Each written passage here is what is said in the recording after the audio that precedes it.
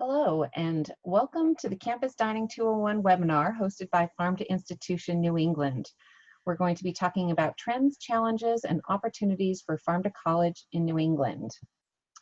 My name is Tanya Taranovsky. I'm the Director of Programs at FINE, and I'm going to be serving as the moderator for today's webinar. As you see up on the screen here, I'm being joined by several speakers. The first up is my colleague Hannah Layton. Hannah is the Research and Evaluation Manager at Farm to Institution New England.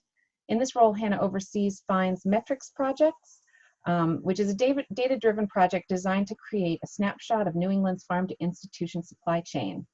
Hannah also works as a consultant for various farm to school projects and for an ag tech startup, which is working to create more transparency in the food supply chain. She has a bachelor's degree in creative writing from the New School University and a master's degree in sustainability science with a concentration in sustainable agriculture and food systems from the University of Massachusetts Amherst. Before returning to grad school, Hannah spent a decade writing about food, working in hospitality, and farming on vegetable and small-scale livestock farms across the country. Also with us today is Annie Rowell. Annie comes to her role as Vermont First Director at Sodexo after more than 3 years working as a program manager at the Center for an Agricultural Economy in Hardwick, Vermont.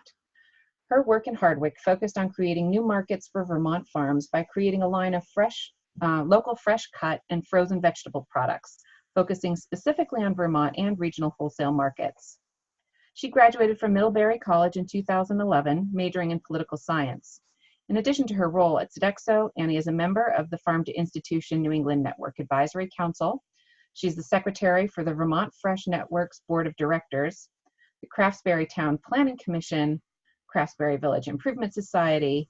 She's a stage manager for the Craftsbury Chamber Players and a cellist in the Porter Brook String Trio, multi-talented. She also has her Vermont real estate license with the Peter D. Watson Agency, which is based in Northeast Vermont, where she lives and operates a small cut flower farm with her dog, Tuck. And then finally, we have Julianne Stelmasic.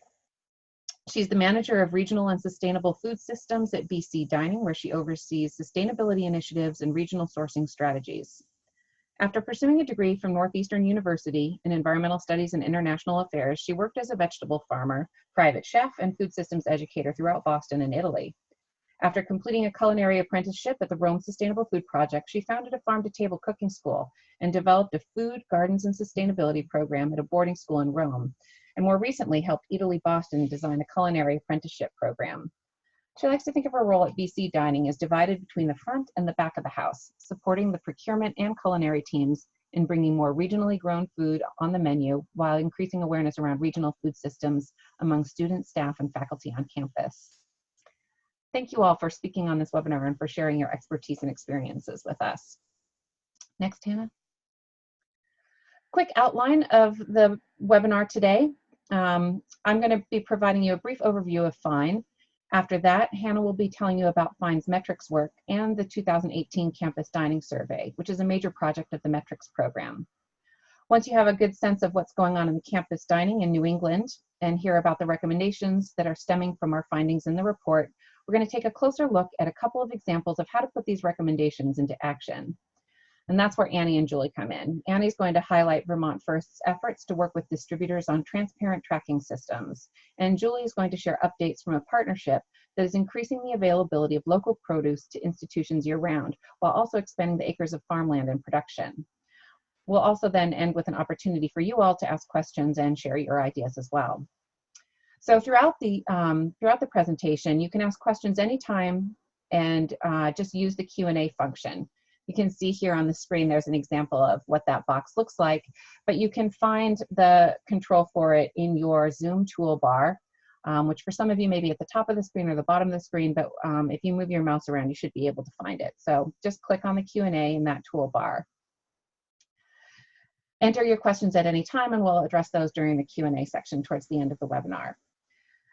You can also use the chat box. Some of you are already doing that. Thank you very much. You can take a moment to just introduce yourself here. You can add your name, your organization, and if you like, what you're hoping to learn from the webinar today. You can also use the chat to offer comments, suggestions at any time during the webinar. You can communicate with everyone on the webinar or direct comments directly to the presenters. Next slide. Next, please. So many of you are probably already familiar with FINE, and I think most of you also share our mission, which is to mobilize the power of New England institutions to transform our food system. What you may not know is the full extent of what FINE offers to stakeholders throughout the New England region. We're an organization that's designed to support a network of nonprofit, public, and private entities all working together to transform our food system by increasing the amount of good local food served in our region's schools, hospitals, colleges, and other institutions. As part of this networking, we run events, we run trainings, we provide communication support, and we also conduct research and evaluation, and we support communities of practice. But in addition to these network services, we support several projects which are designed to provide additional resources and work that advances our mission. Today, we're going to be concentrating on a couple of those, which is the Farm and Sea to Campus work, as well as the metrics program. With Farm to Campus, our goal is to help coordinate the New England Farm and Sea to Campus network. The report upon which today's webinar is based is part of FINE's work to share information about the state of farm to institution overall. Next slide, please. So to tell us more about the research and metrics side of things, I'm going to hand things over to Hannah. Thank you, Tanya. Hi, everyone. Nice to be with you this afternoon. I hope you can hear me okay. I wanted to just take a minute to share a little bit more information about FINE's metrics project before we dive into the results of the 2018 Campus Dining Survey. As Tanya mentioned, our research and metrics work is a big part of what we're doing at FINE, and the metrics project was really designed to better understand the system that we're trying to change so that we could not only see where we are right now as an institutional sector in New England, but also understand where we've come from, where we want to go, and to be able to track our progress as we try to meet those goals. We use primary and secondary data. You can see data sources. You can see here that we'll be focusing on FINE's college dining survey today. We also implement surveys to distributors, food distributors in the region, as well as producers. And we use the USDA Farm to School Census for our farm to school data, and Healthcare Without Harm's Healthy Food and Healthcare Survey for our healthcare data. And I do want to say before we dive into the results of the survey that all of the data that we'll be sharing today is self-reported, and so we do ask that you just keep that in mind as you're absorbing this information. I wanted to give a snapshot of what local spending looks like across the three primary sectors that FINE focuses on: K through 12 schools, colleges and universities with dining services, and hospitals. You can see here that our research shows that institutions are currently spending about 17.5% of their total budget on local food, and that translates to about $135 million annually. You can see from the sector-specific numbers here that colleges and universities are really leading this effort in the region. To get more information on some of these other sectors, as well as data on producers, distributors, we have a number of other supporting metrics and a page on our dashboard where you can look at your state profile and look at a cross-sector view, cross-sector snapshot of your state. I invite you all to check out our dashboard at dashboard.farmtoinstitution.org. But today we really want to focus on the college and university sector and share the results of our 2018 Campus Dining Survey. The survey was in the field from June to October of 2018 and was the second implementation of the Campus Dining Survey. The first was in 2015. You can see here our survey responses by state. The survey captured 55% of the campuses known to have some kind of dining services in the region. That's 110 campuses of the total 200. A total of 81 that responded to the 2018 survey also responded in 2015. And as in 2015, Vermont had the highest response rate, followed by Maine. In 2018, we also looked at undergraduate enrollment for the responding colleges, and the participating colleges accounted for 70% of the undergraduate enrollment among all 200 campuses, meaning that the survey captured information from over two-thirds of captured information about food service from over two-thirds of the undergraduates in the overall population. We asked a number of general dining service questions, including one about the total food budget for the participating campuses. And of those who provided information on their total food budget over the last fiscal year, the average food budget was $3.9 million, with a range of $35,000 to $30 million annually. And most of the responding colleges you can see here had food budgets that exceeded $1 million annually. Whoops. That translates to about $398 million in total from the responding colleges on food altogether. So that's local and non-local in 2017 to 2018. And we asked respondents to provide information on their 2017-2018 fiscal year. In that same amount of time, they also reported serving 87 million meals. When asked specifically about local food purchases, those responding colleges reported that they spent an average of 21.5% of their total food budget on local food and about $68 million. So as I showed in that original slide with the three sectors, the campuses are really kind of leading the charge in terms of the percent of food budget spent on local. We estimate that all New England colleges, so those numbers were for the responding colleges, and we're estimating that all 200 campuses spent between $100 and $115 million on local food in 2017-2018. And that estimate we actually believe is pretty conservative, and it's pulled from data that was collected in this survey as well as a non-respondent survey that we did following the 2015 survey. In our survey, we follow the lead of the USDA Farm to School census, and we do not assign a definition of local to our respondents, but rather we ask them to provide the definition of local that they're using and to respond to the survey using that definition. You can see here the blue bar represents self-operated colleges. The green bar is food service management companies, company-managed colleges, and the brown bar is the overall number. So our top definitions, the top three overall, were within 250 miles, within 150 miles, and within the 6 New England states. And I do want to note that colleges with self-operated dining services are much more likely to use that 250-mile definition than those run by food service management companies, and the opposite was true for the 150-mile definition. We also ask respondents to tell us how they're tracking their local food purchases. And this was a question that we asked in our 2015 survey as well. And you can see that same breakdown of self-op and food service management company-operated schools. And overall, the top tools that respondents reported using to track local purchases were in-house customized tools, distributor reports, and food service management company tracking tools. And I want to note here that only about a fifth of all of the surveyed colleges reported that they are not using a tracking tool at all to track their local purchases, which is substantially down from the last time that the survey was done, when 35% of respondents reported not using a tracking tool. And we found this result really exciting because we know that data around local procurement is really only as meaningful as the systems that we're using to track those purchases. So we're feeling optimistic and excited to continue to support the development of meaningful tracking systems. You can see here that this is our local food spending by state. The green bar represents total dollar amount spent on local by that state, and the blue box is the average percent of the total food budget spent on local by state. As in 2015, Vermont colleges on average spent the highest proportion of their food budgets on local food.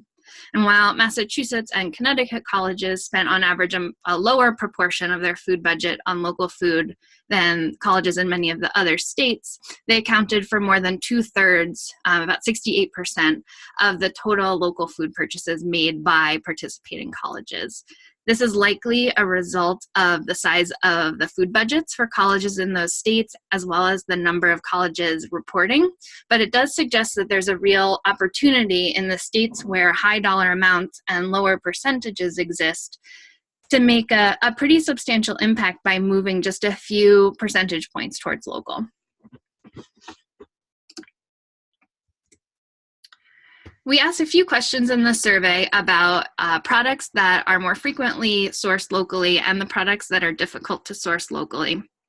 And here we're showing the results of a question that asked respondents to estimate the percentage of specific product categories that are currently sourced locally by value. And we found that dairy and milk, seafood, and vegetables topped that list. So this is showing that on average, of the total budget towards dairy and milk for campuses in New England, 56% is spent on local dairy and milk. 29% of the seafood budget is spent on local seafood and 25% on local vegetables. And then we see eggs, fruit, value-added products, and meat topping off that list. We asked an open-ended question about the products that are most difficult to source locally. You can see the top products that were listed here with the number of times that they were mentioned.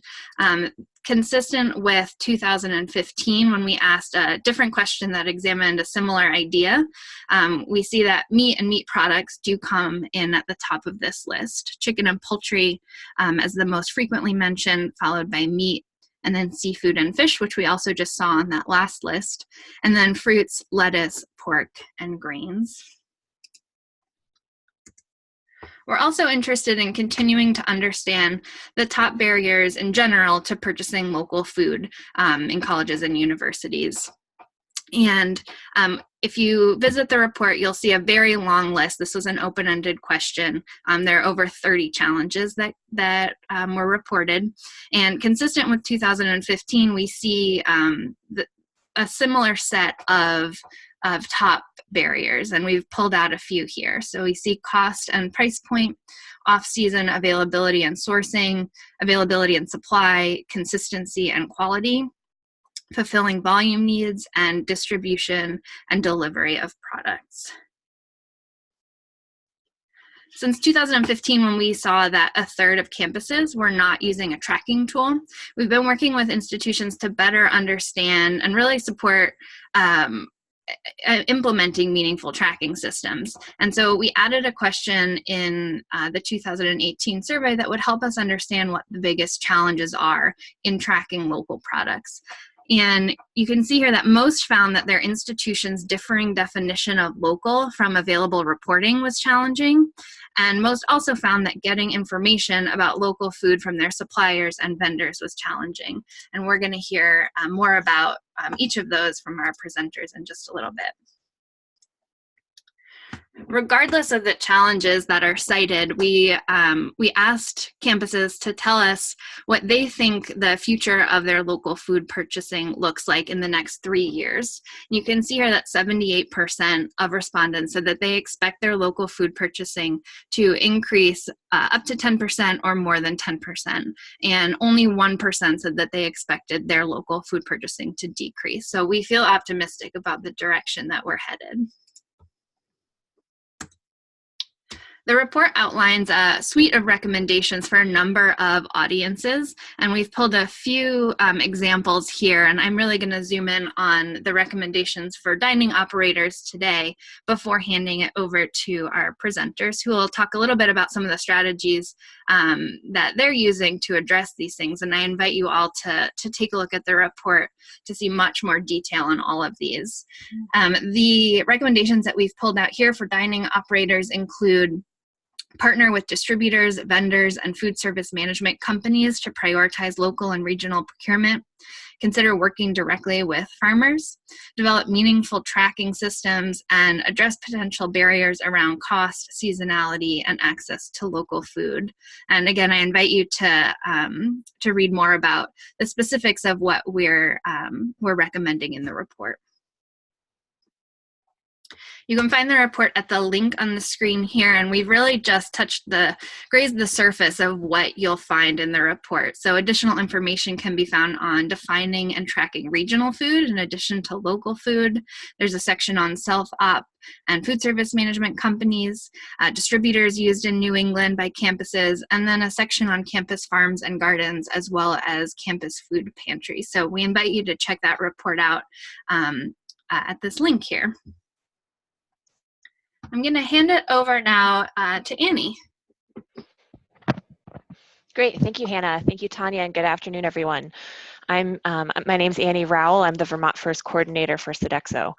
So I'm here to talk about Sodexo's work in Vermont to build more transparency into our supply chain. Vermont First is Sodexo's commitment to increasing local food purchasing across all of Sodexo's Vermont accounts. And transparency, integrity in our numbers, and open communication have been key pillars to this commitment. Next. Over the past 4 years, we found that building transparency into your supply chain requires a lot of homework before you get to the point of making the ask to your distributor partners for information. So to start, you must first identify your values, know your stakeholder groups, their values, and what they want to know. So we could spend a lot of time just talking about that, so I won't dwell on those aspects, but just mean to reinforce that this is essential pre-work that must be done. So once that's done, the next step is to identify your key metrics, keeping in mind what is possible and realistic to track. To create your ask to your suppliers, being specific about the fields required, the fields desired, the report frequency that you need, and your report format. So for us, it's Excel or some sort of editable format. Build your tracking system around the information you can most easily get from all suppliers. So for example, if you can only get zip code level data from a few of your many suppliers, don't make your entire tracking system dependent on zip code ID. I think it's a great aspirational end goal, but may not be your starting place. And then finally, create your communication plan to share all your beautiful data, knowing information needs to be catered to different audiences. Next. So here are examples of our work for each of those recommendations, starting with identifying your values. Sodexo's overall strategy is through our Better Tomorrow 2025, which is committed to improving the quality of life for everyone we interact with, so from individuals, communities, and the environment, and our role as an employer, service provider, and corporate citizen. I won't linger on these, but they're happy to share these in another format or just on the web at Sodexo's website. Next. Our Vermont First values, we spent a lot of time developing this, and primarily our focus through Vermont First is looking to impact the local economy. So through strategic purchasing and collaboration with stakeholders, we aim to grow market opportunity for local producers, stimulate job growth, and ensure the viability of Vermont's working lands. Our local definition is Vermont grown or manufactured plus a 30-mile radius around the state's borders, and this is in line with the state of Vermont's local definition. So these values operate within the environment of each campus, but they may vary, but the values may vary at each campus. Next. The next piece is to know your stakeholders and what they want to know. So our stakeholder groups include our governance teams, campus and institutional community, and the producer community. For our executive committee is one of our 2 governance teams. They need to know the overall Vermont First activities, status, and success of our work, and are responsible for making final decisions relating to Vermont First. Next. Our advisory board is a group of representatives from the Vermont food system responsible for representing their piece of the food system. We meet with a full group on a quarterly basis and work with ad hoc groups throughout the year as different topics arise, from planning for a student symposium to forming a supply chain task force to dive deeper into challenging supply chain topics that need further attention.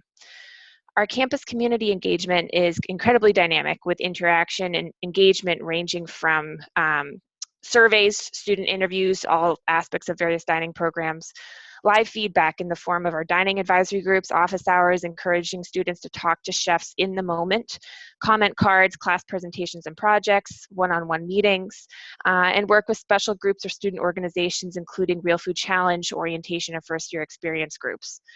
Our producer engagement ranges from advisory board participation, direct product planning in coordination with a distributor, product planning with regular distributor processes, farm tours, association sponsorships, special supply chain projects and research, and scaling up events.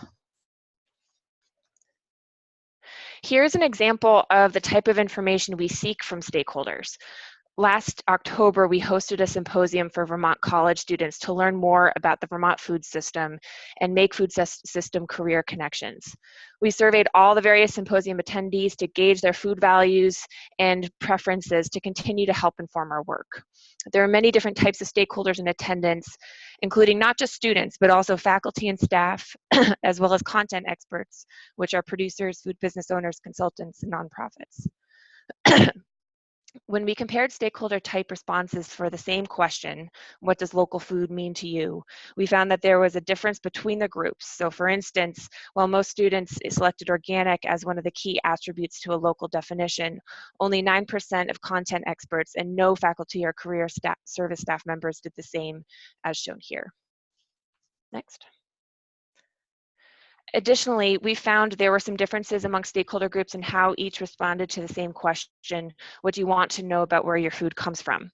Content experts had slightly lower response for the state or geographic area it was located in, as compared to students and staff, as shown here. Yet, content experts had more suggestions for other in comparison with faculty and career service staff members and students. This suggests that food producers, food business owners, and other food professionals want to know more about the product they are buying and or eating. We could also infer that due to their unique position and deep understanding of the food industry, this stakeholder group wants consumers to value knowing all that goes into the production of their food. And just as reference, other, for the majority of respondents, stated that they also want to know the production practices and the treatment of workers. Next. Next is to identify your key metrics, what's realistic and possible, emphasis on those two aspects. Our local procurement process is first to track, then analyze, and then identify key product shifts. And through that, we've identified our priority products, our harvest of the month items, and created a local beef program in partnership with Black River Meats. Next.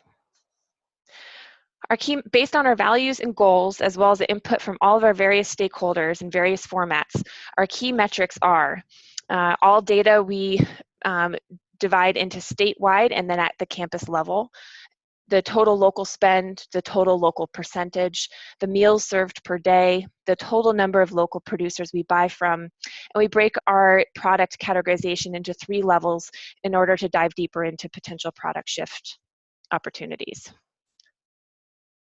Next. Once all of this work is done, then you're ready to create the ask to your suppliers.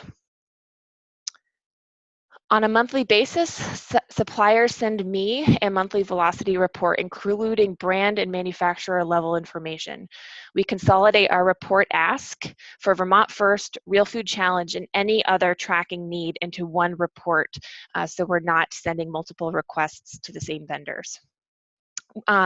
These are compiled on an annual basis for our Vermont First tracking. We ID local products by manufacturer name, build those into our database, and then we have support from our Vermont First fellow, who's the UVM Food Systems graduate, for the analysis. One of the biggest challenges in supply chain transparency is source identification for a given crop. This example highlights the different type of information different distributors can provide. You'll see here a list of some of the different produce suppliers that we work with. Some are farms that we buy from directly, and some, like Black River Produce and Intervale Food Hub, are distributors. With Black River Produce, for instance, they're our largest regional produce supplier. They can provide farm name in some cases, or use the label native. Next. Often more research is needed in order to understand the various labels or definitions one of your distributor uses. For instance, Black River's use of the term native in place of local requires this research. So what we've learned about native is that they mean it by wherever Black River trucks go. Native availability reports, we request that those are sent to all of our purchasing managers on a weekly basis, connecting the crops available with the farms that they're from. Individual farm ID on an individual purchase is possible, but it requires that there's a consistent high volume crop from an individual farm in order to fill an entire slot in the warehouse. So in this case, they are able to create an individual item code. Next. In another example, we've teased out how the Black River Meats Northeast raised beef brand fits into with our local definition. Here, Black River provides us with the information we need to know in order to make the local determination by our definition. So Black River Meats Northeast raised beef counts as 20% local, as 20% of the animals are raised in Vermont. For raw meats, animals must spend a significant portion of their lives in Vermont to count as local for Vermont First. Working with Black River on this led Black River to working with dairy farms to create a 100% local ground beef program for cull dairy cows for institutional markets. And then we move into looking at how we communicate this out to our various audiences. This infographic shares statewide data for our top-level metrics, values, local definition, and key cultural information about how consumers can continue to help drive demand for local food. Next. We also create an individual infographic for each campus so that each campus community is informed about local purchasing practices on campus. We create an annual map based on the local producers we purchased from in a given year. Next, and this map gets updated annually. Through our Harvest of the Month program, our goal is to create more demand forecast planning with individual producers in order to create a better connection back to the individual producer, build in more seasonal menus, and create a pipeline for small volume crops into institutional dining. For residential dining, it remains challenging to identify the local producer for products that are continually changing. For products that we serve more consistently, it is easier to tell the story of the individual producer in the dining hall. Here are two examples highlighting Wilcox Ice Cream and Champlain Orchards at Champlain College. In retail dining, we are able to build local ingredients into the more consistent menus or build local into the entire retail concept. The ice cream at the UVM Dairy Bar is made from milk produced at the UVM Dairy Farm and made into ice cream at Wilcox Ice Cream. For special events, we work hard to build menus that clearly identify the producers highlighted in the meal. Often, there is a specific theme for a given meal. The photos here are from the Student Symposium last October, where we featured Vermont producers who incorporate some level of waste mitigation as part of their production practices. We worked with a UVM food waste class to create informational cards about each producer and their production practices for each station. To summarize, one of the keys to transparency is communication and commitment to keeping the conversation going. We're continually engaging with our stakeholders, learning more about what questions we need to ask, building trust, and honoring the relationships we've invested in over many years. Thank you very much, and I hand it off to Julie next from Boston College. Thanks, Annie. Hi, everyone, and thanks for the opportunity to speak today. I'm here to speak about a collaborative project that allows us to increase our local procurement and transparency. And I should just say that when I say the collective we, I'm speaking on behalf of our team from Boston College, Harvard, and Tufts. So our three schools were awarded a prize called the New England Food Vision Prize last fall for our proposal to, quote, farm more land through our collective buying power. We're about 6 months into the project now, and I'd like to share a little bit of our process and lessons learned with you today. But before I go into those details, I just wanted to give a quick overview of the Food Vision Prize for folks who are unfamiliar with it. The prize was started in 2018 by the Henry P. Kendall Foundation, a Boston-based philanthropic organization focused on supporting institutions in purchasing more local produce and increasing it on college campuses and our menus. The prize is specifically designed to use the purchasing power of institutions to influence the hearts and minds of consumers in increasing regional agricultural resiliency. A key part of the prize is for 2 or more higher ed institutions to collaborate on projects which offer more regionally produced foods on their menus. Our 3 schools, BC, Harvard, and Tufts, which are all self-operated and based very close to each other, found that we were struggling with achieving 100% traceability of local produce when in season due to a few reasons, some being the fact that, of course, the growing season doesn't align with the school year, and also that we needed processed products with our high volumes, like diced beets and shredded carrots, because we lacked the kitchen staff to prep vegetables all day. And so these products were not always coming in with a, quote, farm of origin traceability that we needed in our usage reports. Next. And so we proposed a collaborative forward purchasing project that set out to increase the amount of land farmed in New England, extend the growing season, and create new markets for emerging farms through collective buying power and specifically forward purchasing agreements. New Entry is one of our collaborators on the project, which offers training and support for the new and emerging farmers. Between our 3 schools, just to give an idea, we serve 50,000 plus meals per day, and we collectively buy, for instance, 4,000 pounds of beets each month throughout the school year. So not only did we decide to collaborate on an agreed volume and forward purchasing, but we also are using funds through the prize, of course, to provide grants specifically to the farms so that they can build the capacity to grow the volumes that we're asking for. This might include equipment or infrastructure investments. And specifically what the prize allowed us to do was to reach out to farmers directly and to open up new channels of communication that weren't there before, and find solutions collectively to increase our local sourcing. So this spring, we announced a call to farmers through various channels, and we ultimately decided on 6 farms that all happen to be in Massachusetts, and we're in the middle of conversations with them, hopefully for a harvest next fall. So we're still in the planning phase, but I did want to share a few recommendations and walk you through a little bit of our process for institutions looking to enter a similar type of agreement.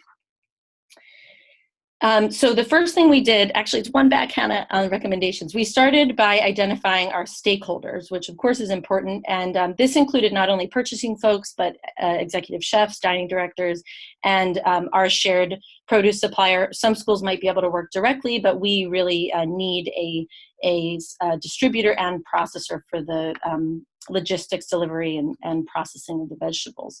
So a recommendation is certainly to make sure to set expectations early. It's important, it was important to us to create new markets and not just pull from existing supply.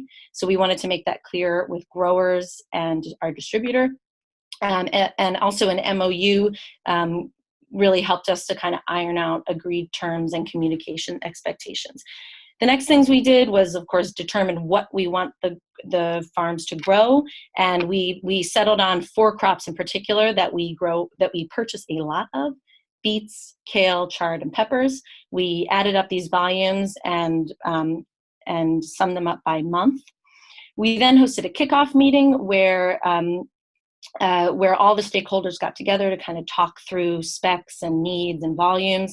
I recommend starting this really far ahead before the growing season, since farms usually have their crop plan set out by March or April. And a good thing to remember is that us as the institution, we are kind of the customer of both the farm and the distributor, and so we can really play matchmaker in those conversations and facilitate them. Once we decided on the farms that we selected, we had an individual meeting with each of them. It was a phone call because it was hard to coordinate everyone in the same place. The growers started to understand our needs and us theirs, and this is really when we got to talk through specifics like specs, delivery, etc. And I recommend making sure to have operators, chefs, and purchasing folks on the call so you can work through all of those issues. And I want to share one really quick story about beets that I think demonstrates the importance of having everyone in the conversation. So as I said, we don't have enough staff through our schools to be processing beets into 3/4 inch dice, etc. And so we realized that the grower that we had selected to grow beets actually didn't grow them the size that our processor was actually purchasing them in. And so through different conversations, we determined that with the smaller beets, they would just quarter them instead of 3/4 inch dice. We made sure that worked with the operators and chefs. And I think had we not had that conversation, we wouldn't have known why it was so difficult to source local beets. Next. So a couple challenges I wanted to share, maybe 4 in particular. Of the farms that we selected, a few of them still needed to meet Commonwealth Quality Seal and GAP certifications for food safety and insurance requirements. So we had to walk them through that. We had support from MDAR and New Entry to get the farms on the right track. The cost of local produce, of course, it can be higher, and so we needed to really think strategically about the right crops that made sense. Most produce is not difficult to find locally when in season, but the challenge is finding the right volume, the right specs, the price, and the consistency that we need. So by committing ahead of the season to a crop through a forward purchasing agreement, we've been able to have more realistic conversations about pricing, and we are in the midst of those conversations at the moment. Next, we found for some growers, they were a bit hesitant to work with processors and distributors. So we needed to really reiterate the why that mattered. So there's kind of three main reasons. One is, of course, the insurance and food safety standards that our distributor covers, their ability to process the produce, because we just don't have the labor and time to do that in our kitchens. And lastly, how they streamline daily deliveries with a single truck every morning, which reduces delivery costs and management. That made sense for us, but it might not make sense for all institutions. And lastly, we learned that the specs were not always easy to meet. Since to be able to process whole vegetables with specific machines, they actually have to be a certain size. So you can't take carrots that are crooked. They need to be large and straight in order to be shredded. And so we've actually been discussing with the growers an option where they can sell their kind of uneven produce elsewhere and then provide us the ones that have the specs that can be processed. Next. So in closing, I'll just share a couple of our lesson learned. So we reaffirmed that forward purchasing is good for farmers through several conversations with them. They all are really excited about this opportunity. Distributors rarely commit to a specific volume for each grower. And so with the growers knowing what to grow ahead, they can really save a lot of time and money. Processors and distributors are necessary for us, and I already talked about why before. We also found that certain crops made more sense than others. And the last one that's probably the most important is that communication is really key, both between the grower, distributor, and the school, and also between our team. So we check in regularly to see how things are going. So where we are now in the project is we're in conversations with the 6 selected growers, and we're working out the logistics about delivery, volume, and pricing. We are hoping to have 4 crops growing this fall. We selected beets, Swiss chard, kale, and peppers. And so hopefully I'll have more to report soon, but I hope this was helpful, and I look forward to answering any questions. So thanks so much for letting me share about our project.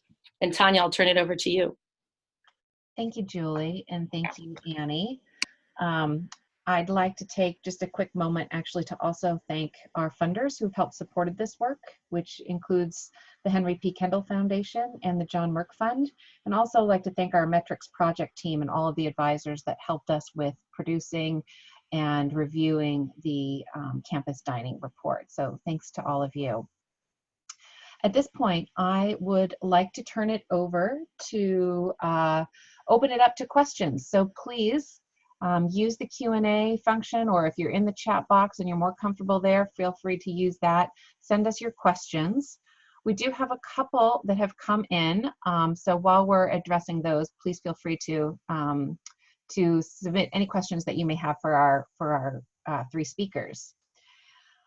One of the first questions is that we did get several people who were asking about whether the slides and the recording would be available later, and yes, they both will. We're recording the webinar. We share all of our webinars on our YouTube channel, and we will share a link with all of you for that.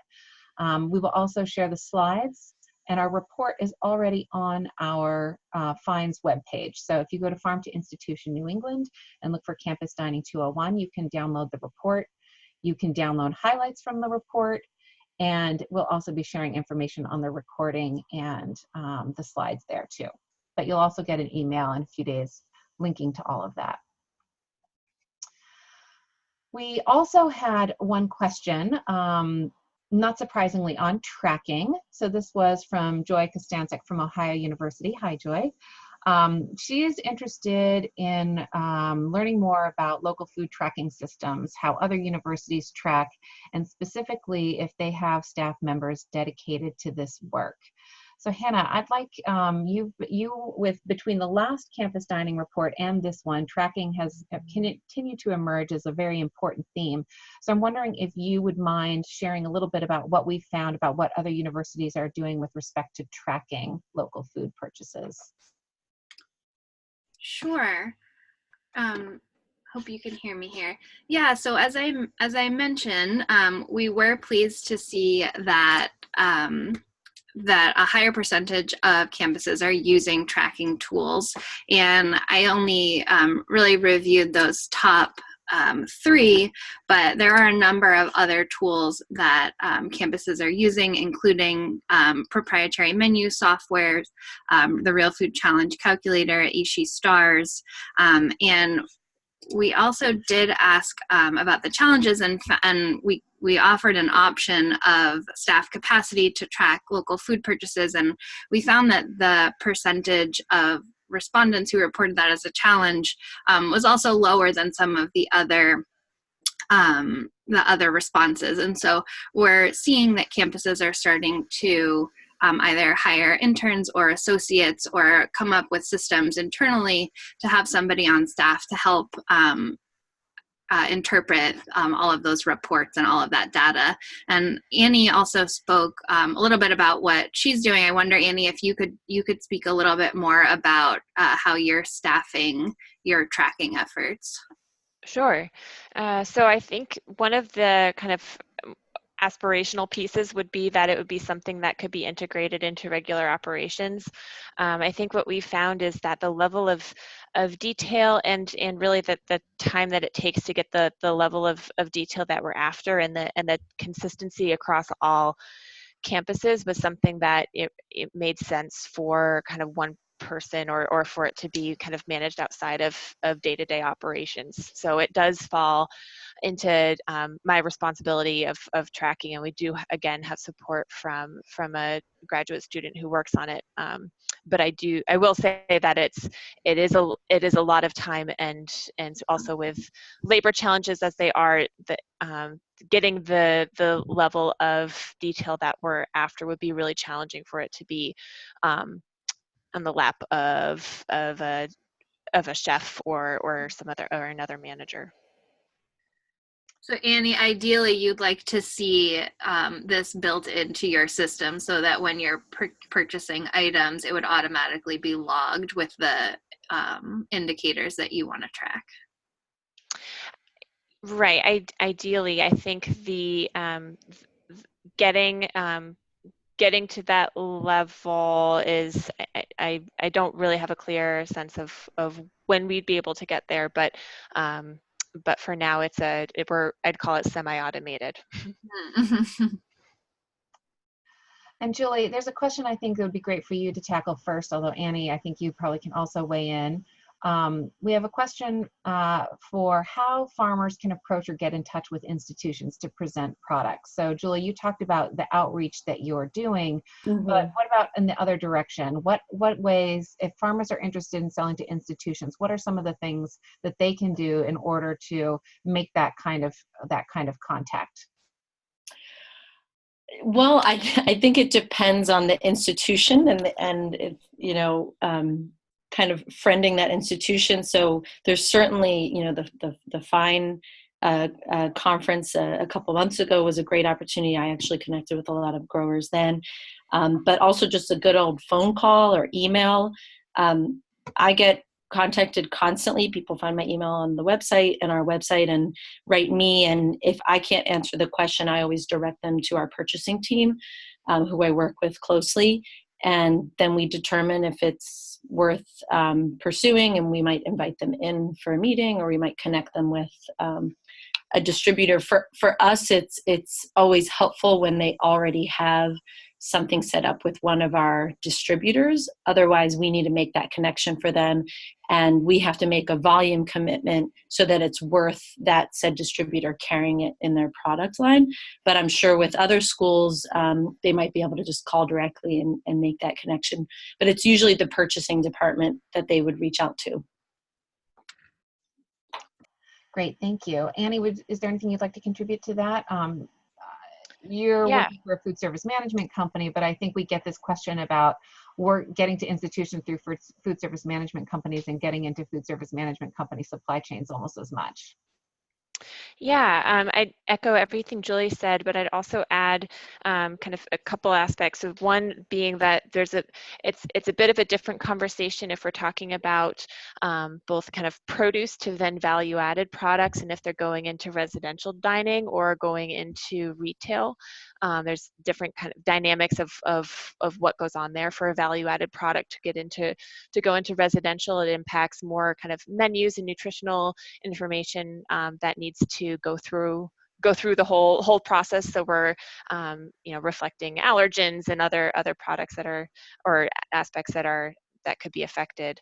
But I think in general, what we've done is sort of change the tune in terms of producers reaching out on the produce side. Is we're trying to be more proactive and really honing in on the products that we're looking for, and then working through our distributors to say these are the products. I'll use Harvest of the Month as an example of these are the products that we're looking for in this given time. This is the our demand forecast for this, and do you currently have the supply for that based on what you know, and how can we create some kind of more agreements and commitments with different producers to come into that mix. So I think the tune has changed a bit more from reach out to us for anything, and us trying to be more strategic about reaching out through the supply chain to say this is what we're looking for. But I think in general, my role has been designed to be that point person. So I'm always happy to share data and purchasing history and kind of where we're at with a given product. Great, thank you. Hannah, this is a question I think that's really great for you. And we have someone who's asking if there is anyone looking at the bottom line impact on new businesses, clients, and students as a result of local food and sustainable food practice. Yeah, that's a great question. One of the things that we expanded in our survey this time around was the sections on campus farms and gardens, as well as campus food pantries, and we really wanted to start to think about how some of these other pieces of campus life and the farm to institution world are influencing or impacting or related to procurement. And so I don't actually have the answer to that, but it's an area that we are really starting to actively research about how all of these pieces fit together, so that we're not just thinking about the economic impact of procurement, but we're thinking more holistically about the impact on, thinking about a number of different values. So that's something that this summer we have on our agenda to explore a little bit more fully, and we're hoping to partner with some institutions and researchers in the region to start to think more holistically about that. Thanks. So this is a question that I actually think that some of the folks who are attending the webinar might be able to jump in and help answer as well. So for those of you who are responsible for procurement, anybody could jump in on the comment on the chat and answer this, which is whether institutions are willing to buy from local indoor and vertical farms. So I'll let people answer that in the chat, but also Julie and Annie, is that something that either of you have already been doing? And if so, or if not, why not? I think the answer is yes. We do buy from, and I'm not sure if you're trying to make a distinction between if that's saying more hydroponic or not, but I'd say from any type of indoor operation, whether it's in the dirt or hydroponic, we do buy from all of those. There's a new hydroponic producer just coming online in Vermont, Ceres Greens, and we'll be starting to work with them. In addition to purchasing from Little Leaf and Left Farms. And then Longwind Farm in Vermont is a 2-acre indoor tomato growing operation. So there is a wide range of producers that we buy from, all sorts of practices. And Julie? Definitely, yeah, no opposition to it. We were trying last year to get a local hydroponic company's lettuce, and the challenge is just that they often go to retail size and they don't want to do wholesale. At least it was with that grower, but definitely no opposition to local to indoor growing. We're definitely going to need it if we're trying to reach 50%. All right, we do have a few more questions, so we're going to try to answer these real quickly and then wrap things up before the end of our hour. Annie, you had someone directing a question directly to you. Do you think, these are not small questions though, I'll ask you to do your best to answer them succinctly. Do you think there's an upper limit to local sourcing? And if so, how would you describe it?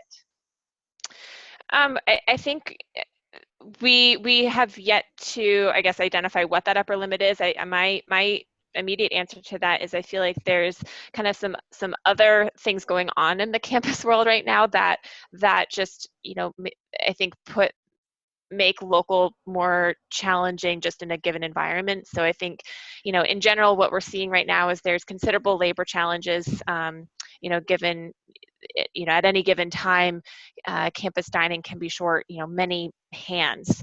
And so that just puts more of a strain on operations. Mm-hmm. And then we're also seeing just an environment of decreasing, we're in the middle of a trend of decreasing enrollment in colleges, and we've, everyone's seen that this year of many, of many campuses in New England closing their doors.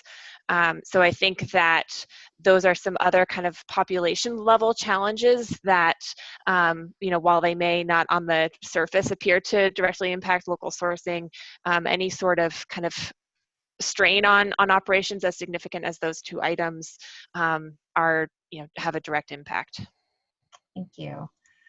This is another big one here, but Julie, there's a question about shifting the culture to foods that are more seasonal and therefore more seasonally available. I know this is something that you're really interested in and has been something of a challenge in your work. So is there anything that any one point you would like to make about what can be done to sort of shift that culture to really focus on the seasonal and on what's in season?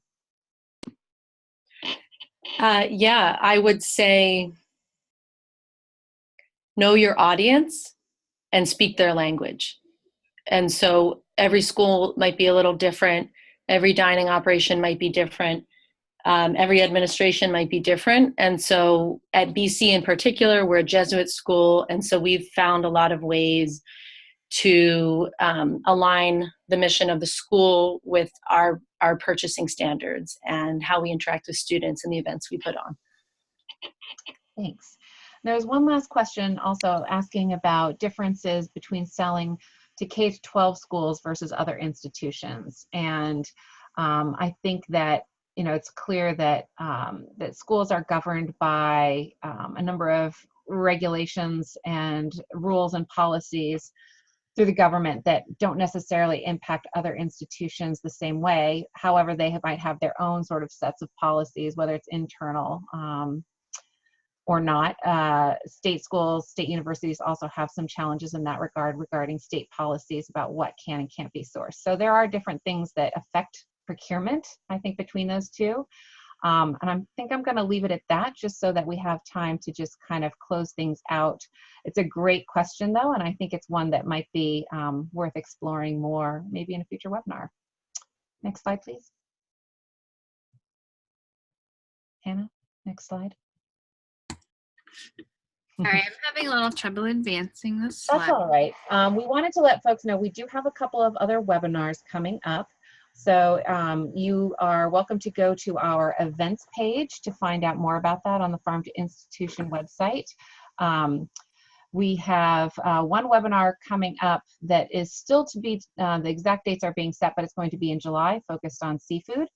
And we have another webinar on our from our National Metrics Collaborative work that will be taking place on June 25th, featuring Michigan State. So we have a couple of those coming up, and we look forward to having you join us for those.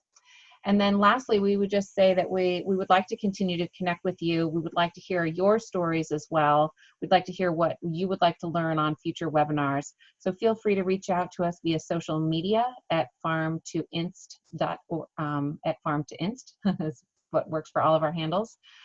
You can join the Farm and Sea to Campus network or email simply campus@farm2inst.org. Thank you all very much for joining us today. As I said, we'll be sharing this information with you all via email so that you can get more information on the report and that you can re-review the slides or the webinar at your leisure. So thank you all for joining us. We very much appreciate having you today, and we look forward to seeing you again soon.